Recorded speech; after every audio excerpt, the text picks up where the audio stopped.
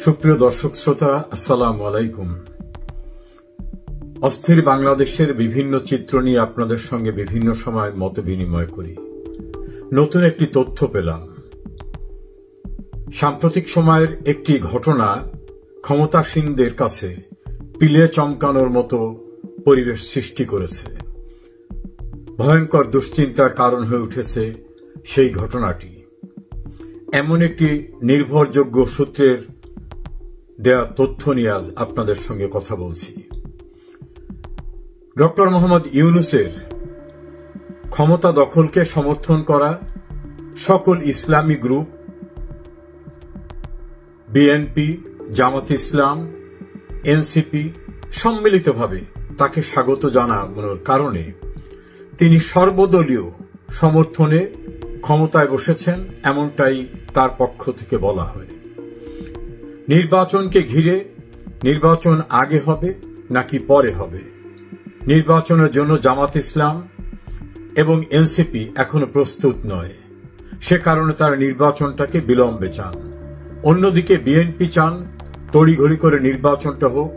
বিএনপির বিশ্বাস খুব শিগগিরই তারা ক্ষমতায় আসতে পারবে। এ কারণে যে বিভাজন, সেই বিভাজনে ডক্টর ইউনূসের চিন্তা চেতনা, যাদের সম্ভাবনা বেশি উনি তাদের সঙ্গে সমঝোতা করেছেন বা নেগোশিয়েট করেছেন। তার নিজের তৈরি দল এনসিপির ভাষায় সরকার তাদের কাছে উনি বিক্রি করে দিয়েছেন। অন্যদিকে জামাত ইসলামীও ভীষণভাবে ক্ষুব্ধ। এই অগোছল অবস্থার মধ্য থেকেও তিনি কোনোভাবে সেফ এক্সিট নিতে পারেন কিনা সেটাই তার কাছে মুখ্য। নতুন করে একটা ভয়ঙ্কর পরিস্থিতি তাদের দৃষ্টিতে এসেছে বলে আমাকে দায়িত্বশীল সূত্র জানিয়েছে। ঢাকায় আওয়ামী লীগের নেতৃত্বে বেশ কয়েকটি বড় বড় মিছিল এবং মিছিলগুলি সন্ধ্যায় অথবা খুব ভোরে অথবা যেখানে জনমানব থাকে না এমন পরিবেশে না, খুবই গুরুত্বপূর্ণ জায়গায় বিপুল পরিমাণ মানুষ এবং জনব্যস্ত সময়ের ভিতরে এই মিছিলগুলি হয়েছে। এটা নিয়ে আতঙ্ক যে এত গ্রেপ্তার। দৈনিক সমকালের একটি রিপোর্টে দেখা গেছিল 3,59,000কে গ্রেপ্তার করা হয়েছে। 3,59,000 মানুষকে গ্রেপ্তার করার পরেও গ্রেপ্তার চলছে। তা সত্ত্বেও কেন ভয় নাই? কোর্টের থেকে জামিন পাচ্ছে না, এরপরেও কেন সাহস করে তারা রাস্তায় নামছে? সেখানে ডক্টর ইউনূসকে বোঝানো হয়েছে যে আওয়ামী লীগের পক্ষে একেবারে যারা নির্ভেজাল লোক, তাদেরকে ঝুঁকিপূর্ণ জীবন যাপনের কথা সত্ত্বেও এই ঝুঁকির মধ্যেও তাদেরকে এনে মিছিলে নামানো হচ্ছে। কোন কোন সময় বোঝানো হয়েছে বেশ টাকা ব্যয় করে এই মিছিলে লোক আনা হচ্ছে। এ পর্যন্ত একটা সান্ত্বনা ইউনূসকে দেওয়া গেছে। নতুন যে অধ্যায় তাদের পিলে চমকানোর মতো পরিবেশ সৃষ্টি করেছে সেটা নিয়ে এবার কথা বলছি। সরকার পক্ষের এবং আওয়ামী লীগ বিরোধী একটি পত্রিকা সাম্প্রতিক সময়ে খুবই আলোচিত। সেই পত্রিকা এবং কয়েকটা অনলাইন পোর্টাল, তাদেরকে দায়িত্ব দেওয়া হয়েছিল অনুসন্ধান করে বের করতে কিভাবে এত লোক ঢাকায় আসছে, কেন আইন শৃঙ্খলা রক্ষাকারী বাহিনী এদেরকে ধরতে পারছে না, সেগুলি পর্যালোচনা করে রিপোর্ট দিতে। এর সঙ্গে যুক্ত করা হয়েছিল গণমাধ্যমকে দেখভাল করে এমন কিছু সরকারি দুইটি গোয়েন্দা সংস্থার কর্মকর্তাদের। একটি পত্রিকার ডিজিটাল অ্যাসাইনমেন্ট দেখে এমন এক্সপার্ট লোকদেরকে বলা হয়েছে কোন শ্রেণীর লোকরা আসছে সেটা তাদের বের করে দিতে হবে। ঢাকার যে সকল এলাকায় মিছিলগুলি হয়েছে সেখানকার সিসিটিভি ক্যামেরার ফুটেজ সংগ্রহ করা হয়েছে। এই ফুটেজ পর্যালোচনা করতে গিয়ে যে তথ্য বেরিয়েছে সেটাই তাদের আতঙ্কের কারণ। সেখানে দেখা গেছে যারা মিছিলে বিভিন্ন জায়গা থেকে আসছে তারা আওয়ামী লীগ অথবা আওয়ামী লীগের আহ্বানে আসা মানুষ, কিন্তু মিছিল চলমান অবস্থায় দোকানের কাছে দাঁড়িয়ে থাকা লোক, অন্য কোনো বাজারঘাট করতে গেছে এমন লোক, বা কর্মস্থল থেকে বেরিয়ে আসছেন এমন লোক, অথবা অন্যভাবে হাঁটাচলা করছিলেন, যারা এই মিছিল সম্পর্কে ওয়াকিবহাল না, তারা প্রথম মিছিলটা দেখে আতঙ্কিত হয়। মিছিলের স্লোগান শোনার পরে সেই মানুষগুলো দৌড়ঝাঁপ করে মিছিলে একাত্ম হয়ে যাচ্ছে। তাদের কাউকে কাউকে জিজ্ঞেস করে জানা গেছে কেউ দোকানের কর্মচারী, কেউ বাজার করতে এসেছিল, কেউ বেসরকারি প্রতিষ্ঠানে চাকরি করে, কেউ কেউ এমন আছে সরকারি চাকরি করেন, তিনি হয়তো কোনো কর্মে বের হয়েছেন, কিন্তু তার মনের তাগিদে ওই মিছিল দেখে নিজেকে আর সংবরণ করতে পারেননি, তিনি মিছিলে অংশগ্রহণ করে ফেলছেন এবং মিছিলের সঙ্গে স্লোগান দিতে দিতে একটা পর্যায়ে তিনি মিছিল থেকে বের হয়ে এসে আবার তার মতো হেঁটে যাচ্ছেন। এটাকে স্লো মোশনে ওই মিছিলের পার্শ্ববর্তী দোকানপাট, অফিস এবং যারা অংশগ্রহণ করেছেন এবং যারা মিছিল থেকে বের হয়ে যাচ্ছেন তাদের উপর নিরীক্ষা করে এই তথ্য বেরিয়ে আসছে যে অনেক লোকই আছে যারা মিছিলের জন্য প্রস্তুত ছিলেন না, কিন্তু চলমান মিছিলেই তারা একাত্ম হয়ে গেছেন। এখানেই আতঙ্কের সৃষ্টি হয়েছে যে তার সংখ্যা কত। ওই পত্রিকার ডিজিটাল অ্যাসাইনমেন্টের যে টেকনিক্যাল এক্সপার্টরা, তাদের সঙ্গে যুক্ত হয়ে সরকারের একাধিক গোয়েন্দা সংস্থার লোক এবং পুলিশের একটা বিশেষ ব্রাঞ্চের লোকরা অ্যানালাইসিস করেছে যে এখনো অনেক মানুষ আছে যারা মিছিলের অপেক্ষায় আছে, মিছিল পেলেই সেই মিছিলে তারা অংশগ্রহণ করে ফেলে। তারা আগের থেকে মিছিলের জন্য প্রস্তুত কোনো লোক না, কিন্তু ওই মিছিলের স্লোগানের প্রতি তাদের দুর্বলতা আছে। এ কারণেই তারা চলমান মিছিলে যুক্ত হয়ে যাচ্ছে। এদের কারো কারো হাতে পাওয়া গেছে আংশিক বাজার করা ব্যাগ বা মালামাল, কাউকে কাউকে জিজ্ঞাসাবাদে পাওয়া গেছে সে কোনো অফিস থেকে আর এক অফিসে যাচ্ছিল, কিন্তু এত বড় মিছিল দেখে সে আর তার লোভ সংবরণ করতে পারেনি, সে মিছিলে অংশগ্রহণ করে কিছু স্লোগান টোগান দিয়ে মাঝখান থেকে সে বেরিয়ে চলে গেছে।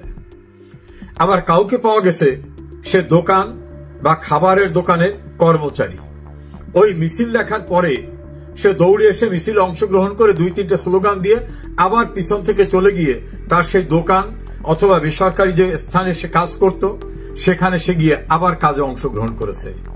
এবং তাদের অনেকের ভিতরে নাকি একটা তৃপ্তি যে বহুদিন পর একটা মিছিলে যাওয়ার সুযোগ পেয়েছি। এটাকে অ্যানালাইসিস করে মিছিলে অংশগ্রহণকারীদের ভিতর থেকে যারা এভাবে হঠাৎ করে অংশগ্রহণ করেছেন তাদের সংখ্যা অ্যানালাইসিস যারা করেছেন তাদের জরিপ অনুযায়ী খুবই গুরুত্বপূর্ণ। সে কারণে তাদের ধারণা ঢাকা শহরে যারা বসবাস করেন এর বড় একটি অংশ আছেন যারা তাদের ভাষায় পতিত আওয়ামী লীগের লোক। তারা কেউ দোকানের ভিতর রয়েছেন, কেউ খাবারের দোকানের, কেউ বেসরকারি জায়গার কর্মচারী, কেউ ফুটপাতে কোনো মালামাল বিক্রি করছেন, এমনকি ফুটপাতের একাধিক বাদাম বিক্রেতা, ছোট ছোট কাপড় বিক্রেতা, ফল বিক্রেতা, সবজি বিক্রেতাকেও দেখা গেছে দৌড়ে এসে মিছিলে অংশগ্রহণ করছে। কয়েকটি স্লোগান দেওয়ার পরে সে আবার ব্যাক করে গিয়ে তার দোকানে সে বসে গেছে। সে কাউকে কাউকে উচ্ছ্বসিত হয়ে বলছে বহুদিন পর একটা মিছিলে যাওয়ার সুযোগ পেয়েছি। এর থেকেই নতুন সংখ্যার সৃষ্টি হয়েছে দখলদার ইউনূস এবং তাদের লোকদের ভিতরে, যে তাহলে ঢাকায় কি সর্বত্রই এখন আওয়ামী লীগের লোক আছে? স্বরাষ্ট্র উপদেষ্টার প্রতি ক্ষোভ প্রকাশ করে বলা হয়েছে পুলিশ কি করছে। পুলিশের কর্মকর্তারা বলছে আমরা তো যেখানে যা পাচ্ছি গ্রেপ্তার করছি। এখন যে রেগুলার বাদাম বিক্রি করে, সবজি বিক্রি করে, অথবা একটা পোশাকের দোকানের সেলসম্যান, কি করে বুঝবো ওর মনের ভিতরে আওয়ামী লীগ রয়ে গেছে? ও যে মিছিল পেলে মিছিলে দৌড়ে অংশগ্রহণ করবে এটা তো আমাদের নলেজের বাইরে ছিল। এখন এভাবে গণহারে তো আর গ্রেপ্তার করা সম্ভব না, জেলখানায় তো আর সংকুলন হচ্ছে না। এই ঘটনায় খুবই ছোট্ট পরিসরে ইউনূসের পলিসি মেকার একেবারে ছোট্ট গ্রুপে আলোচনায় তাদের ধারণা হয়েছে আওয়ামী লীগের লোকরা বা আওয়ামী লীগ মনোভাবাপন্ন লোকরা ঢাকা শহরে ভরে আছে সর্বত্র। তারা হয়তো পুলিশ দেখে কথা বলছে না, সুযোগ পেলে রাস্তায় বেরিয়ে যাবে। এখন কিভাবে এদের চিহ্নিত করা হবে? এরা তো পেশাদার কোন দলীয় কর্মী না। সেটা নিয়ে নতুন আতঙ্কের সৃষ্টি হয়েছে। অন্ধকারে ভূত দেখার মতো চতুর্দিকে এখন আওয়ামী লীগ দেখছে। এ বিষয়ে কি করা যায়, এটা যাতে প্রকাশ্যে না আসে সেজন্য বিষয়টাকে গোপন রাখতে বলা হয়েছে। ওই পত্রিকাকেও বলা হয়েছে কোনোভাবে যেন এটা নিউজ না হয়। ওই পত্রিকার ডিজিটাল ভার্সনের স্লো মোশনে অ্যানালাইসিসের জন্য যে টেকনিক্যাল এক্সপার্ট ছিল তাদেরকে বলা হয়েছে বাইরে যেন এই কথা কোনোভাবে প্রকাশ না করে। আর সরকারি সংস্থার যারা, তাদেরকে একইভাবে বলা হয়েছে কোনোভাবে যেন ঘুণাক্ষরে এই ঘটনা বাইরে না বের হয়। সর্বত্র বলতে হবে ভাড়ায় আসা লোকরা সেভাবেই তারা মিছিলে অংশগ্রহণ করেছে। এর সঙ্গে যুক্ত হয়েছে পুলিশ যাবার পরেও এতগুলি লোক এত বড় মিছিলের সবাই কোথায় চলে গেল, একজনকে গ্রেপ্তার করা হচ্ছে আর কাউকে কেন পাওয়া যাচ্ছে না? তাহলে কি পুলিশ বিট্রাই করছে? সেটা আর একটি নতুন শঙ্কার কারণ হয়ে দাঁড়িয়েছে। বারবার পরিবর্তন করে ডিএমপির কমিশনার, অন্যান্য অফিসার, আইজিপি সব চেঞ্জ করা হচ্ছে। ঢাকার বিভিন্ন থানার ভারপ্রাপ্ত কর্মকর্তা যারা মোবাইল ডিউটিতে আছে তাদের পরিবর্তন করার পরেও কিভাবে ঢাকা এত আওয়ামী লীগার? তাহলে কি পুলিশ আসলে বিট্রাই করতেছে সরকারের সঙ্গে? সেটা এখন দুশ্চিন্তার কারণ হয়ে দাঁড়িয়েছে। নির্বাচন হবে কি হবে না সেটা তো একটি দুশ্চিন্তা। সরকারি কর্মচারীরা সহযোগিতা করবে কি করবে না সেটা নিয়ে দুশ্চিন্তা।